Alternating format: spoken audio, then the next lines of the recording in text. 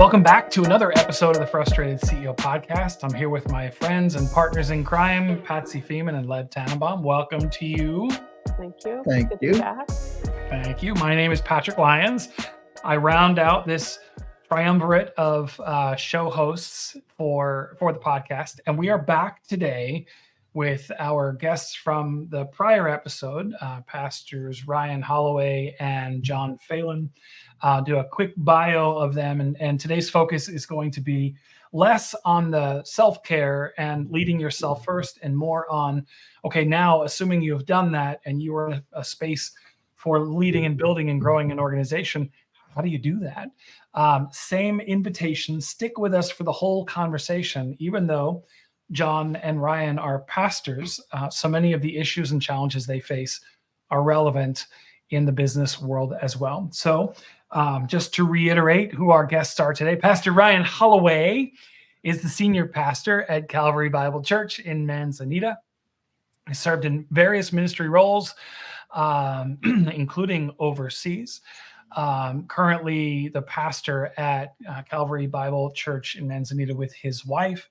And in the when Ryan's not working, he and his wife and 3 kids are doing more physical work to counter the mental work that he talked about at the end of our last episode. So if you want more about Ryan and what I mean by that, make sure you go back and check out the prior episode. And Pastor John Phelan, welcome back to you. John, I mentioned earlier, originally from Wisconsin, has served as youth pastor, regular pastor, senior pastor, working currently on his doctorate in leadership with a global perspective. And he and his wife are currently the lead pastors at West Salem Foursquare in Salem, Oregon, where they've been for almost the better part of 2 decades.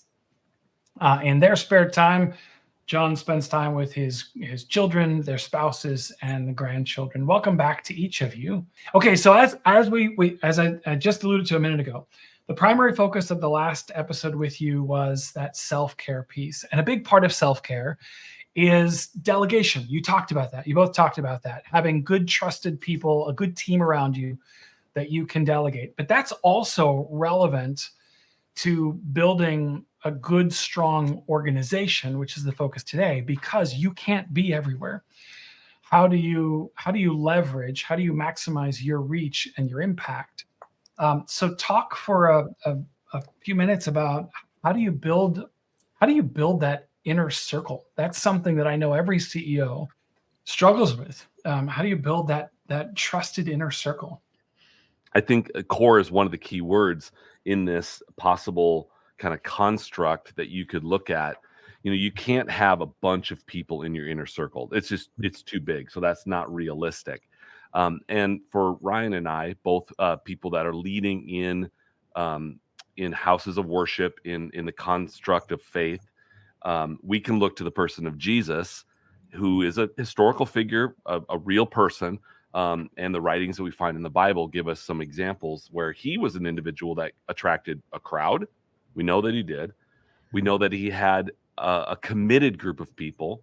And we also know that that committed group of people got down even smaller to a core, and the core of the 12 disciples that followed him, right down to what I'm going to call the crew. And the scriptures seem to indicate James, Peter, and John rather were 3 that really hung with him. So I use that model and say, all right, I'm talking in front of crowds all the time, yet I have to look at who is my kind of committed group. And for us, that's a leadership, gathering that we have with invested stakeholders within our congregation, and then come down to our staff, which is kind of this inner circle that is more of the core.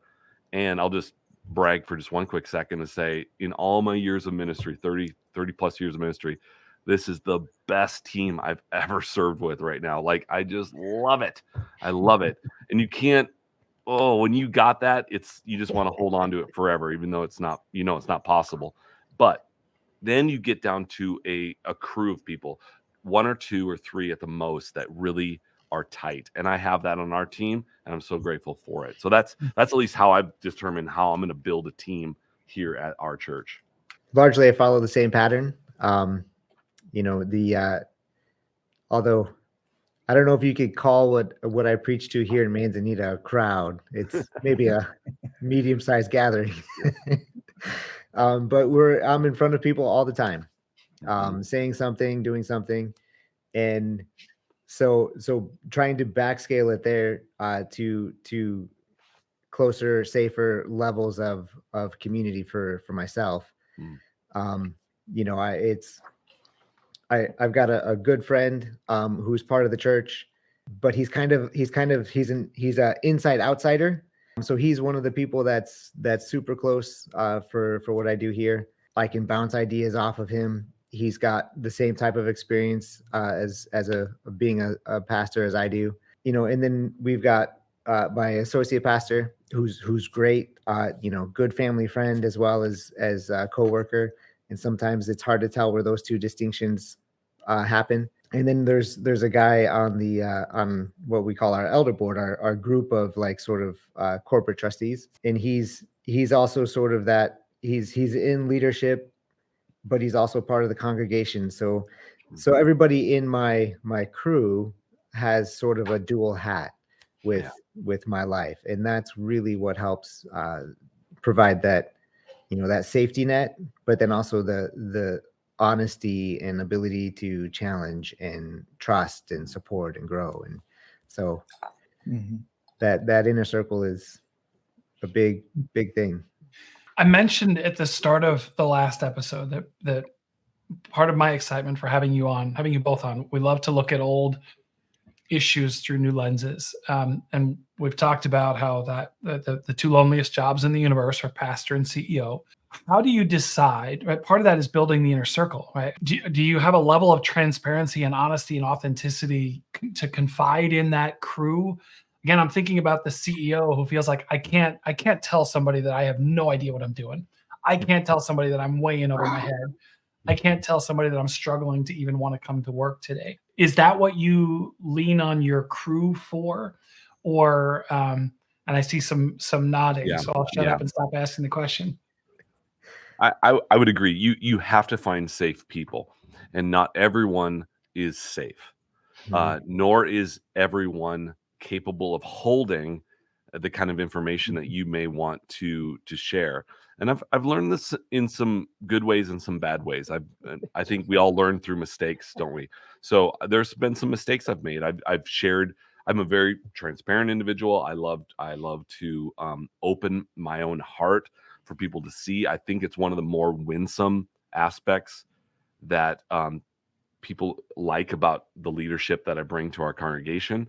However, there's a dark side to it, and that is that if you share too much, you put yourself in a very precarious position to be attacked, for that information to be manipulated. So you have to be very, very careful with that. So again, I've made some mistakes, not many, one or two times where I've thought I overshared. I know I did. Mhm. I overshared and I didn't pick the right group to share it to. Mhm. And I thought it would go different, but I should have known better. And so you learn. You touch a hot stove once, and you're not going to touch a hot or a cold one again if you've gotten burnt in that aspect. So Yeah. I think you do want to make sure you're not in an echo chamber. So you don't want to just have the those few people that are the only ones that are feeding back to you. So I learned to use various circles, and I think Ryan has referred to eldership, or we have a business council and a spiritual council. So we have two groups that can chime in on things, and then we have a staff that can chime in, and then I've got my own peers that can speak into things. So not being in an echo chamber, but being very careful which group you begin to share with. Safe people are oftentimes the people who are willing to listen and then tell you you're wrong. Yeah. Yep. And that's an important quality to Yep. have somebody close to you like that who can sit there and listen to, you know, all of your cares or concerns or your tiredness or your I don't want to go to work today, Hmm. and then say, so what? Get up and go. Yeah. You know, whatever the case is. So that's part of you know, when we think about safe people, it's not just people who are good listeners, but it's people who can also provide the good responses. Yeah, the critical thinking, the accountability, the ability to cut through some of the noise or the drama. You Yes. can Yep. see through that. Yeah, and I would say too, maybe Patrick, this may be a possible root core issue, and that is in organizations how we hire contributes to that as well. So I mean, the hiring and or the enlisting, it could be, again, churches are primarily built upon volunteers, but in some sectors there's a mixture of volunteer and hire paid staff. But when you look at staff, let's say you're looking at key individuals that are leading in key departments, how you bring those people in and who you're looking for.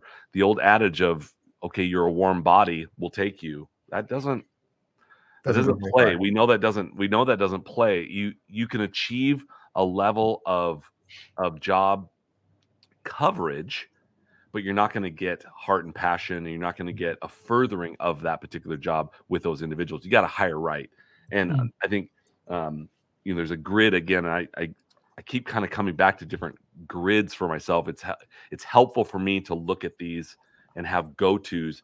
So whenever I'm hiring, either myself or our executive team that does the majority of the hiring, is we'll look at what we call the 4 C's. And I don't think these are new to me. I think these are probably, you could Google these and they're out there somewhere. But we'll always start with character.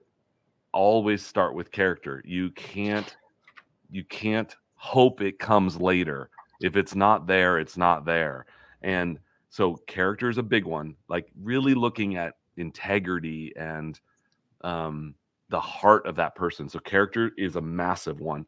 Then we move to, now this is a spiritual term, but we look to calling, and that has everything to do, I think, with purpose, mission. Like, does this person really want to do this, or are they just looking for a side job? So is their calling really, really invested in this role? Because if it isn't, the moment it gets hard, they're out. They're gone. Yeah. Yeah, they're gone. Then, and by the way, I'm writing these all down as I'm saying them, because I think I have them here, but it always helps me to write them down. But then I look towards competency. Now, you can get away with not having amazing competency. You can sometimes train for that, but if you don't have some semblance of, I know how to do this somewhat. I don't know a lot, but I'm willing to learn. And so that's a huge one for us that we have to flux on a lot, because we hire young. We personally hire a lot of young people. I have an adage that I learned years ago from a friend that said, look for the youngest, most competent and available person you can find. And that is not in any way, I hope that doesn't sound age discriminatory, but I think the idea is keep just always going for the next generation and helping see them get raised up into these roles. And in particularly in the church, we are one generation away from extinction if we don't really bring up leaders. So we look for competency, but it's not the end all for us. And the last one, and this one has bit me more than any other one, and that is chemistry. This one has bit us. And that is, we have found that we've brought in people that they don't fit well. And we've thought, oh, that's okay. Man, they're called and they got great character and they're so good at their job. But it has always backfired when you don't look at how they fit with the rest of the team. Yeah, it's good. It's good. I don't work with grids. I'm a story guy. So anyone who knows me knows that anytime anything appears to be mathematical, I duck and cover. So I same similar concepts, just more in story form. But yes, so you can't go wrong with those. Character, calling.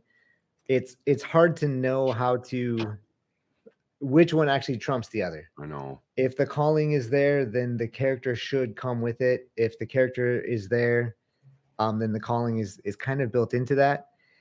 And totally agree with the competency part. Like, you want to inspire, I want to teach and educate. That's part of my background. So like in many ways, I'd rather have somebody who knows how to read, who knows how to think critically, who can produce a document, and they can interact well with people. Everything else should be learned as they go. Yeah. Same for me. We instituted this year with our staff team a series of professional development, because one of the easiest things for a church staff to do is not develop. There's not a lot of accountability in the church world for improving yourself with your skills. There's a lot of accountability for your moral accountability, Uh-huh. but not necessarily for your skills in ministry. So we instituted some professional development goal setting practices this year for our staff team Good. to build into that competency part, because it's in some ways it's the least important for me. Chemistry tops it, because if you're not working well together, Oh, then the whole ministry suffers. it's The bad. whole organization suffers. The volunteers suffer. It's game over. So yeah, those are really the core of any sort of staff onboarding, development. They all work in those 4 C's. Would you say that chemistry and culture are the same, or are we talking more about the fit, the chemistry of the fit of a hire versus the chemistry of our culture of the organization itself? That's a very good connection. I had not put that together, but I think they're intrinsically connected. I mean, Mhm. if you are a certain culture, you're going to have individuals that will fit within that culture, and not only will they relationally connect with one another. I've always thought of it that way, that it's a chemistry between this person and this person and this person, that they all work together well. But you've brought up a really great aspect to that if they're not a cultural fit as well, it's gonna again feel Chemistry's like a not gonna rub. be there either. Yeah, Yeah. that's really interesting. Yeah. In one way, Leb, that the chemistry that the staff would have would help develop the culture of how the work is done. Yep. Absolutely. And how staff works together will determine how the staff and volunteers work together. As again, nonprofit, we have a lot of volunteers who help. So if the staff aren't working well together, then when it comes, it's just gonna trickle down. It will. And so Yeah. yeah, so they're I mean, they're tight, but I they're different. especially have noticed it, like growing up on the East Coast and coming to the West Coast, right? There's that, in the biggest sense, there's kind of a cultural shift that happens, Mhm. right? And then when I visited in the East Coast, and I've gone to like the Brooklyn Tabernacle Church, well, you know, they're on YouTube. They have an incredible choir worship team, Yeah. and it's part of the culture. Though you feel it as soon as you walk in, you feel it in the way you're welcomed when you walk in the door. Coming to Portland or coming to Salem or coming to Manzanita, you Mhm. notice when you walk in, maybe that. So I'm going to tie this to behaviors. Um, you notice that there are certain behaviors and things that you kind of should or shouldn't do based on the culture, and it's true in organizations as well. Mhm. So it leads me to, if you can articulate, and a lot of organizations and businesses articulate that through stated values, but I don't necessarily walk into churches and see stated values. I sometimes see mission statement Mhm. of some type, and just wondering how you approach that, because you knowing that as leaders and with that staff, you're creating chemistry, but you're also creating a culture Mhm. that people Mhm. enter when they visit, or enter when here on the coast when they come for a few months and then they go back somewhere else. It's a tough question to answer. It is. Um, so again, part of the church dynamic is that there's a lot of opinions on the way a church should be Yeah. and what it should do and how it should act. And all of those opinions show up on a Sunday morning. Trying to navigate that, if a church hasn't communicated that well, it will always kind of be a struggle as far as who comes in, what they expect, what they don't get, what they do get instead. Here on the coast, in our 3 village community, like everyone here is family, like almost literally. Yeah. The pioneer families are here, and they're all connected. And so when you walk into this church on any given Sunday, chances are you've got extended family members somewhere in this congregation, or perhaps everywhere in the congregation.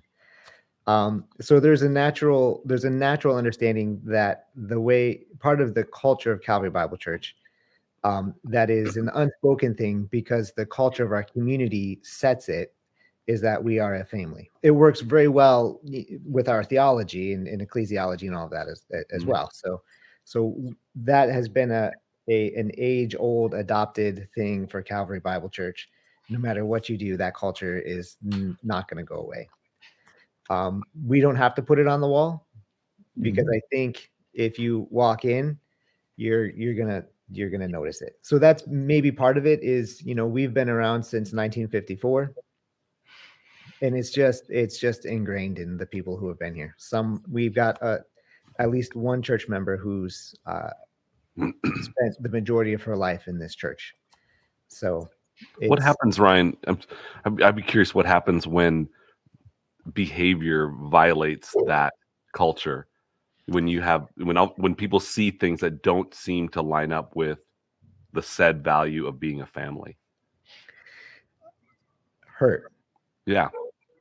Basically. And then eventually, perhaps similar to a lot of families, the hurt goes unspoken for a while. And then eventually it gets to the point where somebody just has to say something. They have to say, hey, this isn't working anymore.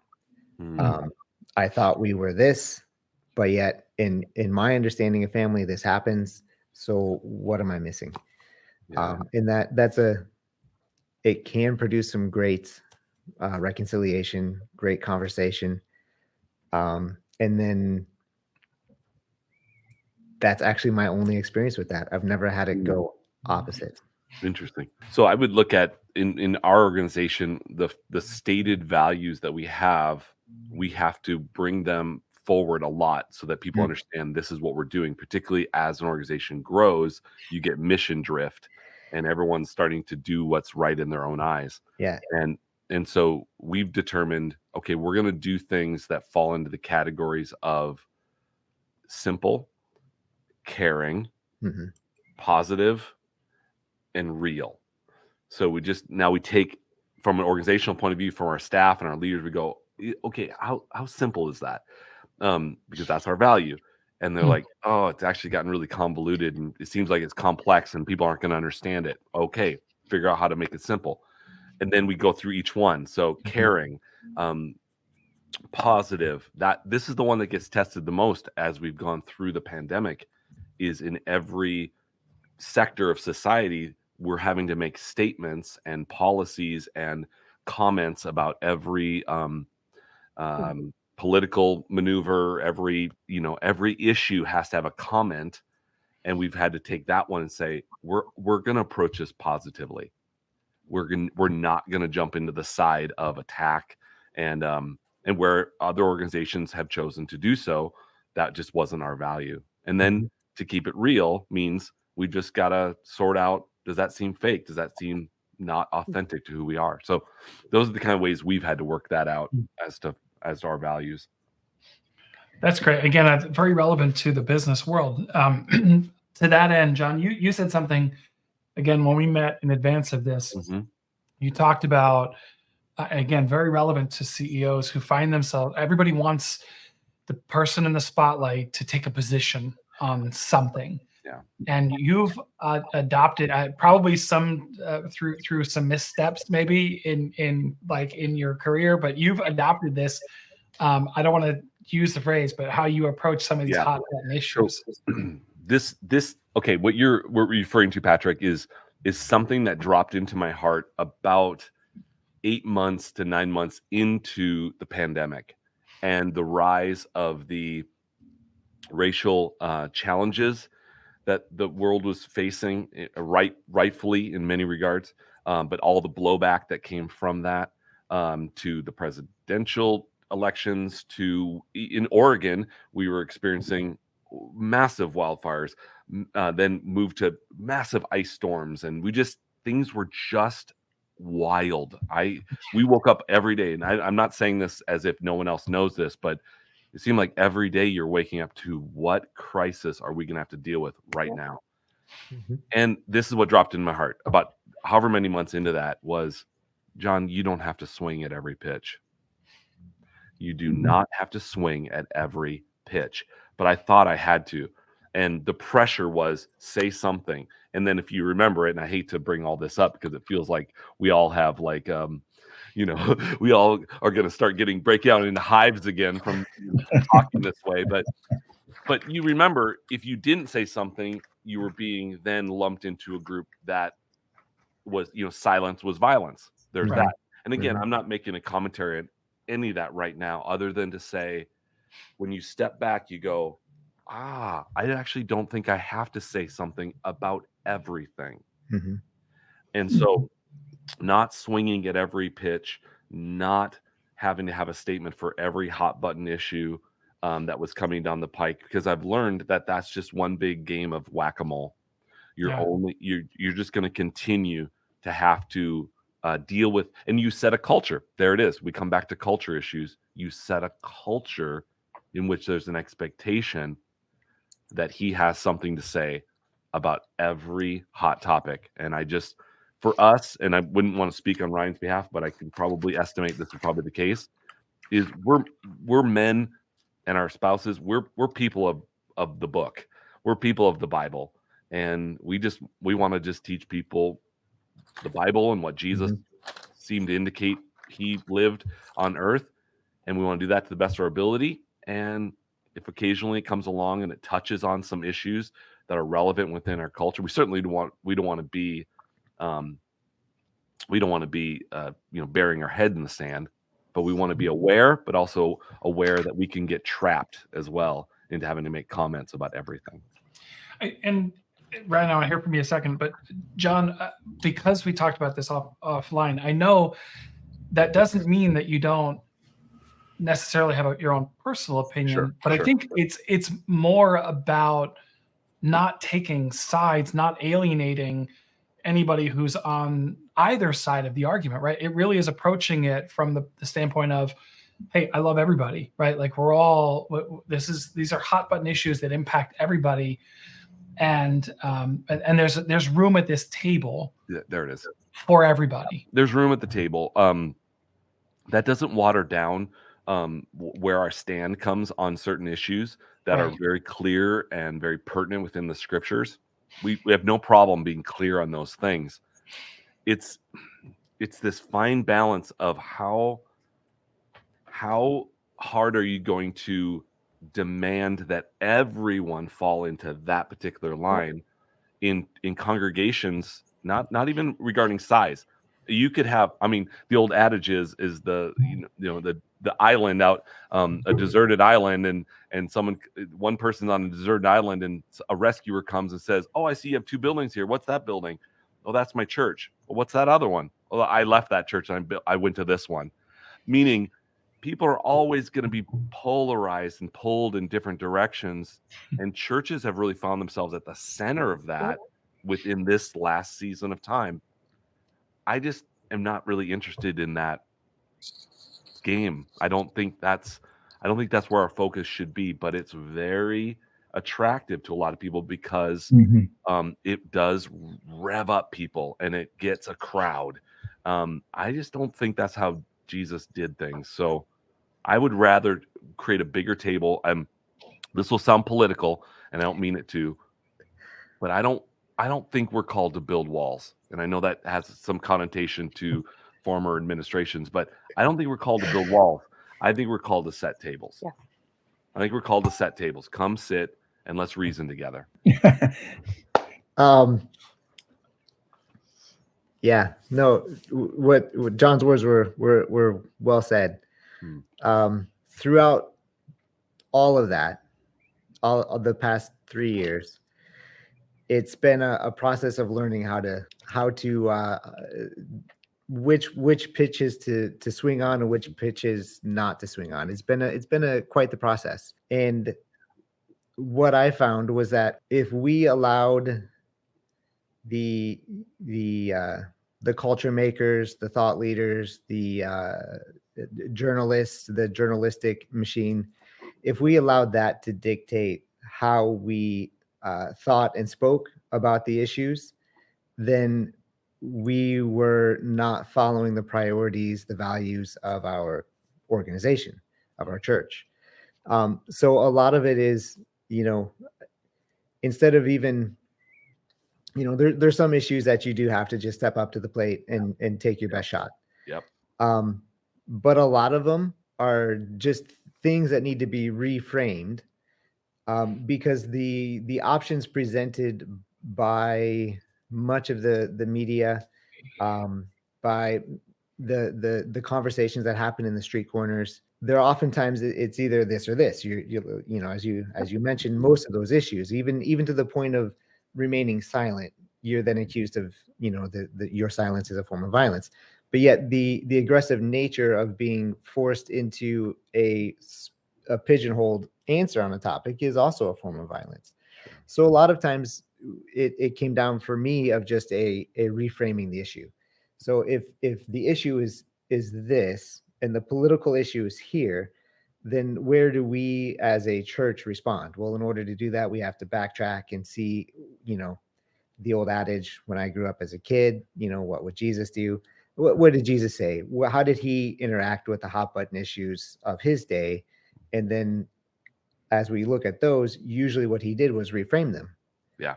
And so it came down to, and still does come down to, a lot of that, because the crises haven't necessarily stopped. They're just a little bit further away from home. Yeah. So a lot of it is trying to reframe the issues so that we as leaders are not pigeonholed into, we have to be either this or this.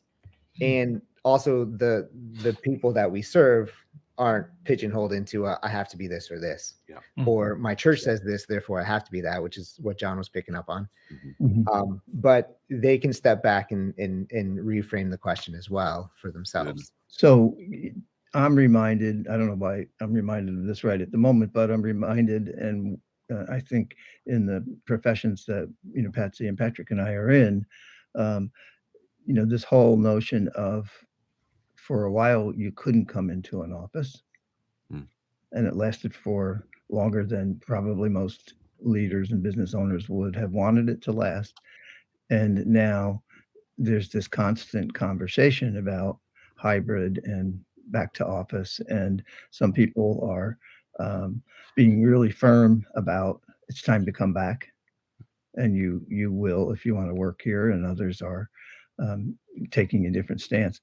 And but the frame within when the COVID first the pandemic first hit, what we noticed and what I noticed specifically was I was rewriting a lot of the first, or helping CEOs rewrite a lot of the first drafts of the message that they were going to put out to their people, Yeah. because it was fear-based, Yeah. and it was all about what you will do and what you won't do, and the punishment that will come if you aren't doing that, which was not what people needed and wanted to hear at that Nope. time. No. They wanted to hear, we care for you. We don't understand what it's going to be like in your home. Every home is different, all of those other things. But part of what I'm getting to here is, because you're leaders, what you say is often magnified. Mhm. So is there anything you can say? Yes, be aware and choose, but at the same time, um, knowing that your choices, whether it's viewed as silence, or we're not going to talk about that, or I'm reframing, are magnified because you're leaders. That's where the reframing is so important, because again, depending on which sources people use in or allow to inform their lives, will Yes. be determinative of the ways that they think about whatever issue it is.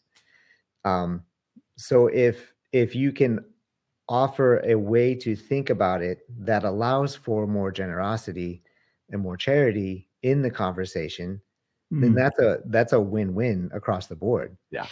And if that gets magnified, like who would ever have a problem with more generosity and more charity in conversations being magnified? So that's, I think, where reframing is one of the greatest services a leader can do, is to see all issues are multifaceted. Yeah. We don't have to focus on one or two of them. We can see them all and then make our decisions. Oh, I love that. Thank you. Yeah, Yeah. that's really Good. John, were you going to add something? I would just add very simply, leaders steward their voice. Leaders steward their voice. And that is another way of saying we don't swing at every pitch, but we have to steward the voice that we've been given and the words that we are called upon to use at times. And they should first and foremost be, I think, as Ryan was mentioning, caring and loving and charitable and kind and generous. And we create that culture to where then that culture can carry much of what the community needs at that moment. The communities I think that got the most fractured were probably communities that were already fractured. And so if we can just help bring care and generosity and kindness in our communities, they'll hold each other at times when there's real challenge and real pain and things that we're facing collectively, whether it be in an organization or globally, as we have. So stewarding your voice, I think, is so important. Any other questions? I want to be cognizant of how long we have chained the two of you to our podcast. Any other questions? There's so much more content, but I also want to be respectful. So Patsy Leb, any other questions that you would want to ask?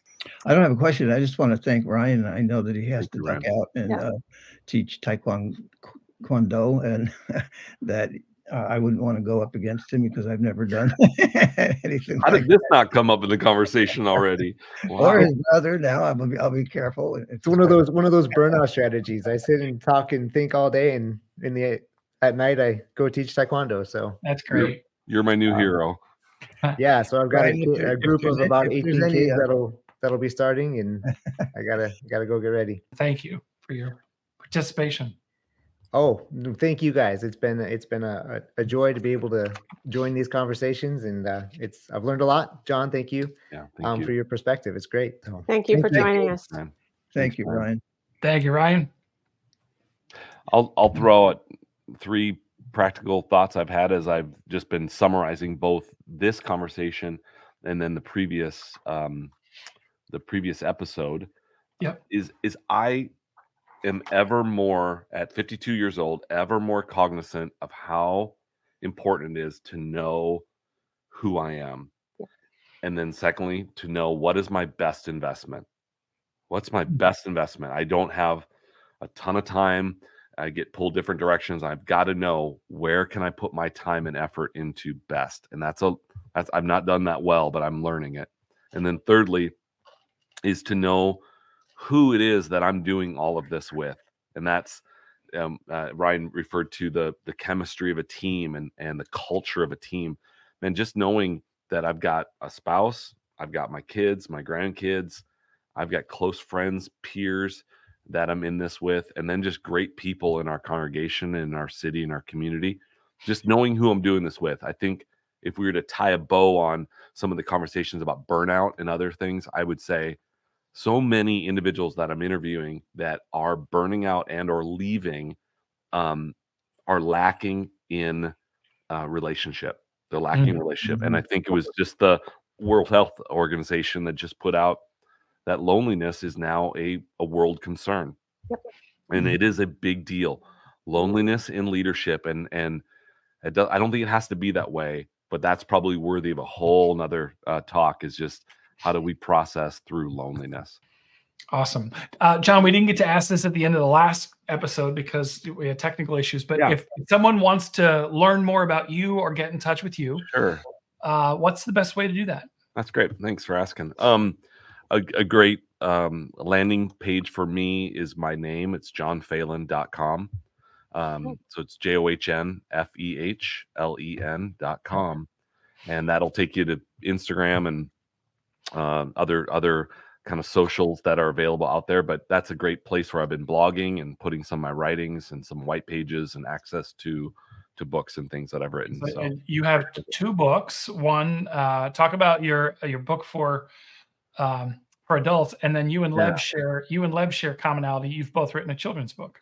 So. Oh yeah, okay, yeah, they're actually literally above my head, so I didn't put them there for this purpose, but I'm facing my Awesome. bookshelf. But yeah, this one, Don't Give Up, I wrote just during the middle of COVID. It's my COVID story of leading through, and it's tied to the illustration of hiking one of the hardest hikes I've ever done in my life, up what's called South Sister in Central Oregon.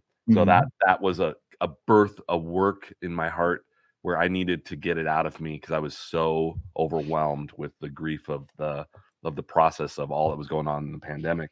And then I just went away to write a little bit and I hit a wall. So I thought, well, let me just create a blank page. And I wrote a little kids book and my grandkids did all the illustrations on it. So it's just a little book called The Way I See You. And I wrote it just for my grandkids, but it's kind of fun because other kids can read it now. And it's just the way I see them, their parents see them, the way God sees them. So kind of a sweet little book. Awesome. Lev, have we talked about your children's book? Well, I'm working on. I have one right now. I'm seeking an illustrator, and you might appreciate this, John. It's called "Men Can Cry Too, Boo Hoo." Oh, nice. And my grandkids are available if you want them to draw. And previously, I had a children's book published called Baby Talk, and it was about welcoming a new baby into the family from a sibling perspective. And then I contracted with Simon & Schuster and did 2 books. One was called A Visit to the Doctor, and the other was called A Visit to the Dentist. And they were workbooks to help kids overcome fear of both. So I'm really been digging in, getting back into writing because I love it. To me, it's like painting or some other craft. You need to do a visit to the office for CEOs. That's to help them get over their fear of going into the workplace. Oh, Lev, I'm on Amazon. I'm on Amazon right now looking you up, my friend. Oh, and the other book that I wrote, which was self-published, is I love basketball. Oh, it's a faith and family and basketball book called Jesus Above the Rim. There it is. And that one is on Amazon. Good work. Excellent. John, thank you so much for joining us today and previously for the prior episode. My pleasure. And just like we thanked you in absentia last episode, this episode will thank Ryan Holloway for in absentia for his participation in both episodes as well. Listener, thank you for sticking with us to yet another episode of the Frustrated CEO podcast. You can find this episode's Let's Get Practical at thefrustratedceo.com. Also connect with us on LinkedIn. Each of us has a LinkedIn profile, including you, John. I've seen that. So feel free to connect with each of us. We'd love your comments, your thoughts. If you have ideas for a future show or would like to be a guest, then by all means, reach out to us. Let us know. I think that's it. Anything else, Patsy, Leb, John? Good? Just a big thank you. Yes, thank you, John. it's been really a pleasure. enjoyable. Thank you. Yes. Thanks so much. We'll see you again next time on the Frustrated CEO podcast. You're listening.